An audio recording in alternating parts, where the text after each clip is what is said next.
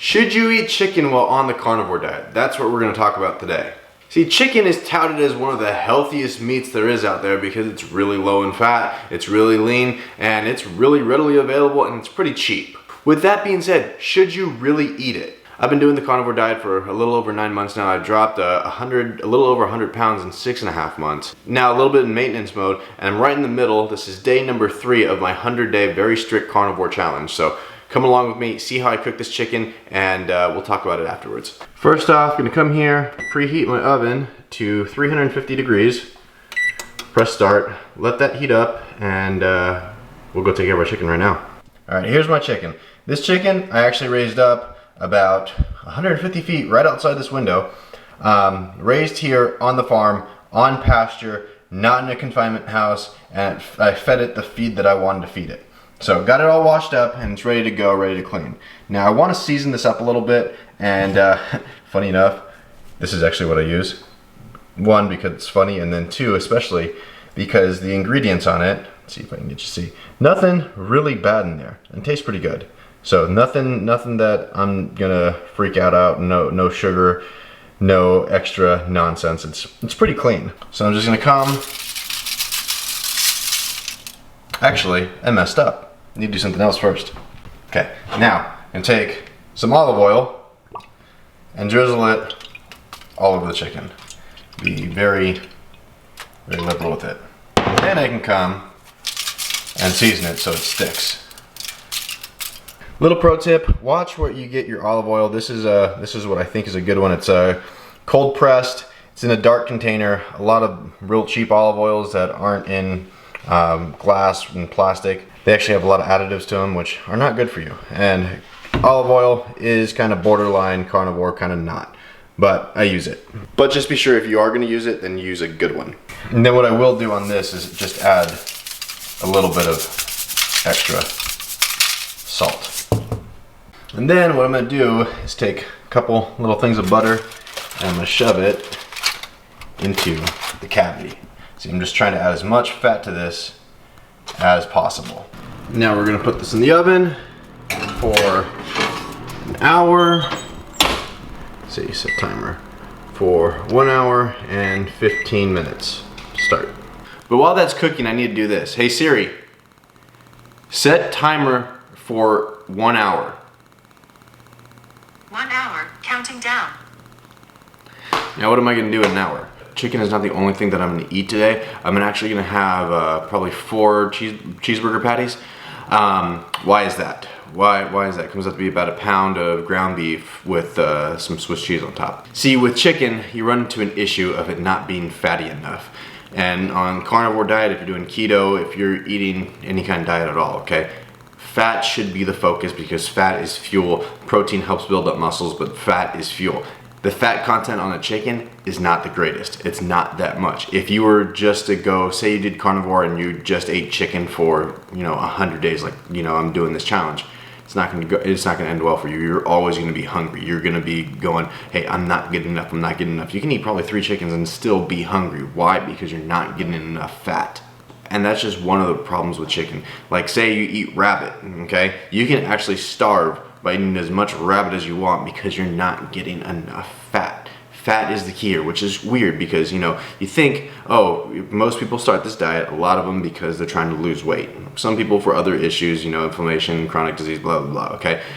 Most people, because like me, wanted to lose some weight. So it's kind of weird for me to say that, oh, I need to go eat fatty cuts of meat, I need to go eat a lot of fat in order for me to lose weight. Well, yes, because your body gets fat adapted to this diet. Your body will crave fat. And to my understanding, this is how it works.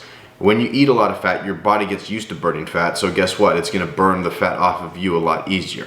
So on the carnivore diet, can you eat chicken? The answer is yes. So just by definition, yeah, you can eat it. Now you just really wanna pay attention to how much chicken you're gonna eat and really what kind of chicken you're gonna eat. See, the problem with chickens is chickens become very, very, very big business. And I'm all for people making money, but do it in a way that you're not hurting everybody. If you really think about it, and you have this picturesque way of a chicken being raised? How would you think of it being raised? What do you think of? A red barn with chickens in the front, roaming around, pecking and scratching at the ground.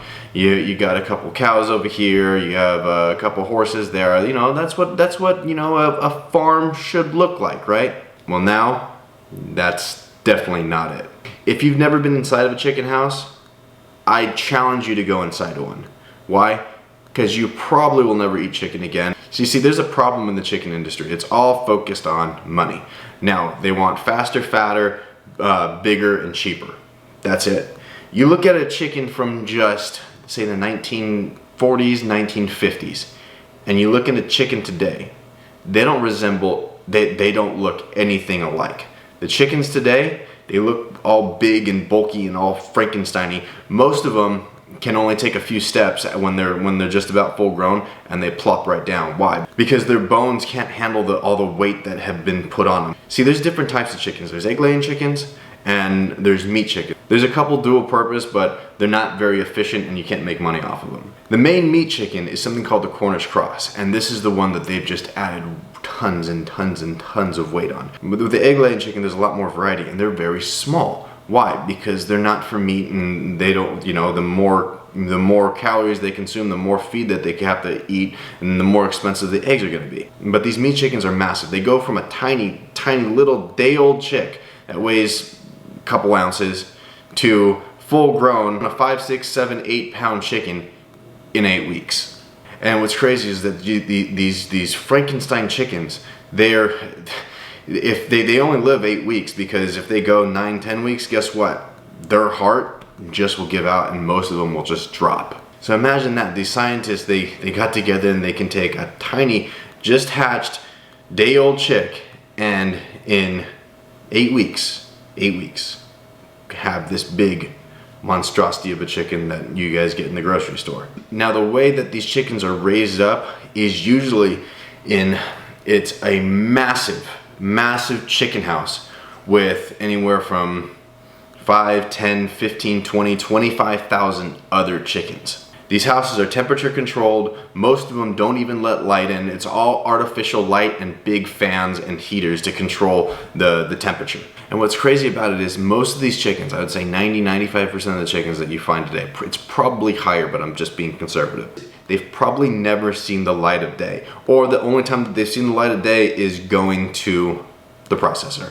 It's really sad. It's really not healthy. Imagine you being born, raised inside of a massive football stadium to where you're shoulder to shoulder with somebody else your entire life. Guess what? Your stress level is going to be up. There's studies showing that chickens, when they get in a group of over 300 other birds, when they go from like 299 to 300 to 301, their stress level shoots up. So if you're eating something that's stressed, guess what? That stress translates into the final product. It's probably not going to taste the best because of all the adrenaline. And I believe that you are what you eat, and you are what you ate. So, you know, how many people are stressed right now? Why is it? Maybe it's because of all the stuff. Maybe it's we're consuming a whole bunch of stressed animals that the stress translates to us. Just my theory. And with chickens especially, they rise and go to sleep with the sun. Think about it. When you think of a farm, what do you wake up to? Cock-a-doodle-doo, right? When the sun rises from the rooster. There's something to do with the chicken's eyes to where as soon as the sun hits their eyes, it wakes them up and makes them want to eat. That's why a lot of artificial light is created in these houses to make them feed more. Or, you know what? Oh, we overfed them today. We're going to turn off the lights a little bit early because we don't want them to eat so much. It's not natural. And the diet that they eat is not a natural one as well. You know, a chicken is an omnivore. Like, you go lay down for a couple days in the middle of a chicken pen, guess what? They're going to start pecking at you. Why? Because they will eat you. That's what birds do. They're scavengers. But they're also hunters too. What did a chicken originally eat? Bugs, grubs, grasses, berries, fruits, anything that they could pick up, anything that fell off the trees. They'll even try and peck at nuts. They'll try and peck at dead animals or whatever that it is. I've seen chickens eat crickets. I've seen chickens eat grasshoppers, snakes, just about anything. They can go with their super good eyes and go peck at little bugs all over the ground. That's what a chicken is normally used to eating before we domesticated it. Well, we didn't domesticate chickens, we created chickens. That's what the red jungle fowl, which the chickens came from, that's what they ate.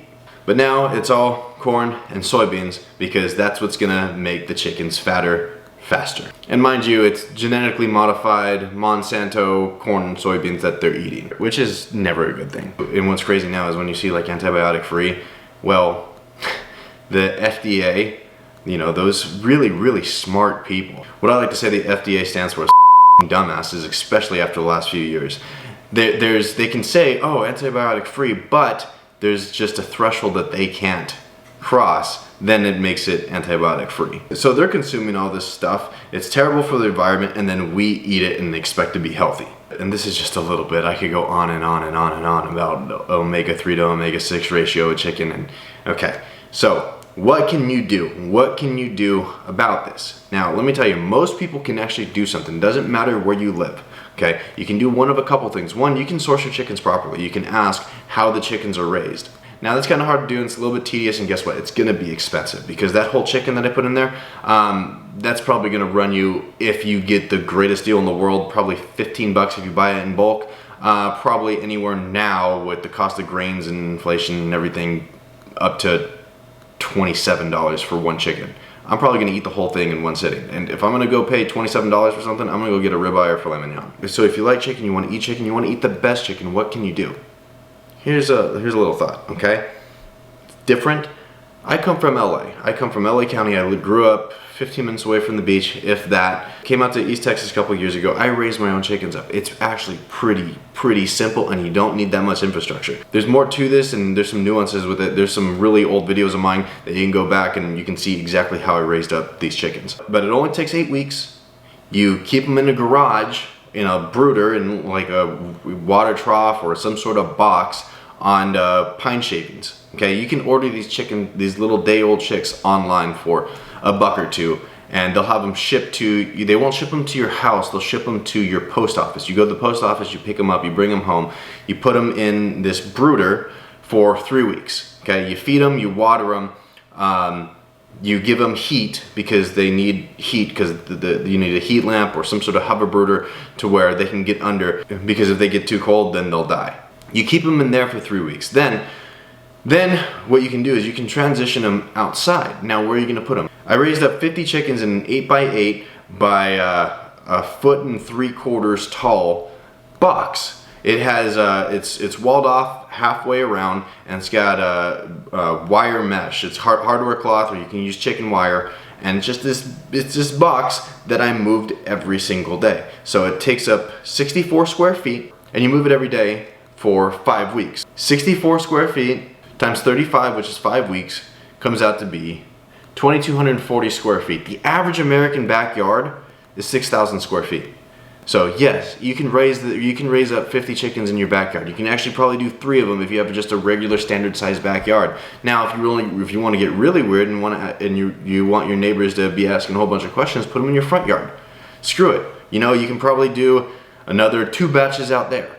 And that's only running the chickens over the same ground 1 time a year. You can probably, especially if you water, you can probably do it 2, maybe even 3 times. So that's a lot of birds. That's a lot of birds that you can raise up at your own house. Now, oh, I have an HOA, they won't let me do that. Tell Karen to go pound sand. Tell them that, you know, they identify as pigeons now, or they're your emotional support chickens, or whatever you want to tell them, okay? Go tell Karen to take a hike and eat her vegan Beyond Burgers, and that way she dies sooner and she gets out of our hairs faster.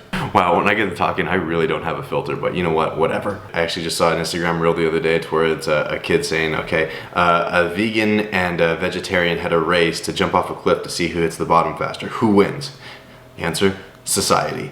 Okay, let's get back on track. And the point is, you can raise up your own food at your own house, okay? I mean, the chickens really don't make much noise. Most people will just think you have a box in front of your house or whatever, or in the backyard, and won't really even think anything of it. It's not until they look real closely that they go, oh my gosh, there's chickens in there. Now you might say, Ryan, you know, sure, we can raise them up, but how do we slaughter them? How do we process them? Well, you can do it yourself. And I didn't do that. I'm a little bit too city for that still.